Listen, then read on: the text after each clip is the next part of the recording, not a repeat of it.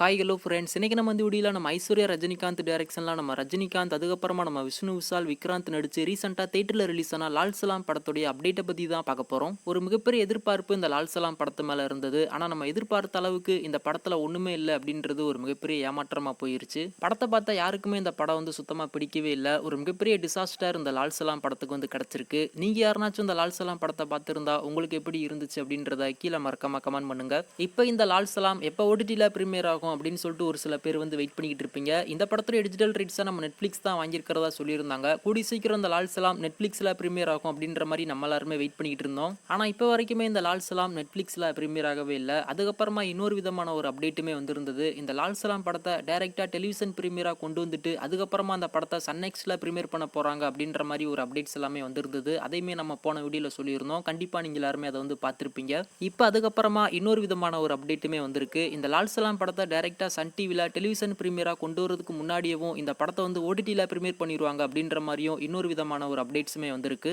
அதாச்சு ஏப்ரல் 12 இந்த லால் சலாம் படத்தை சன்னெக்ஸில் ப்ரீமியர் பண்ண போகிறாங்க அப்படின்ற மாதிரி அப்டேட்ஸ் எல்லாமே வந்திருக்கு. ஏப்ரல் 12 இந்த லால் சலாம் படத்தை சன்னெக்ஸில் ப்ரீமியர் பண்ணிட்டு ஏப்ரல் 14 இந்த படத்தை சன் டிவியில் டெலிவிஷன் ப்ரீமியராக கொண்டு வருது ஒரு மிகப்பெரிய கேள்விக்குறி தான். ஏன்னா எந்த ஒரு படமாக இருந்தாலும் அந்த படத்தை சன் டிவியில் டெலிவிஷன் ப்ரீமியராக கொண்டு வந்ததுக்கு அப்புறம் தான் அந்த படத்தை சன்னெக்ஸில் ப்ரீமியர் பண்ணுவாங்க.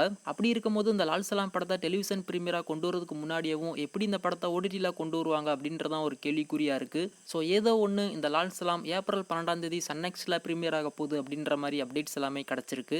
இந்த லால் சலாம் படத்தை சன்னெக்ஸில் ப்ரீமியர் பண்ணிட்டு அதுக்கப்புறமா சன் டிவியில் டெலிவிஷன் ப்ரீமியராக கொண்டு வராங்களா, இல்லை சன் டிவியில் டெலிவிஷன் ப்ரீமியராக கொண்டு வந்ததுக்கு அப்புறமா இந்த லால் சலாம் படத்தை சன்னெக்ஸில் ப்ரீமியர் பண்ணுறாங்களா அப்படின்றத வெயிட் பண்ணி பார்க்கலாம்.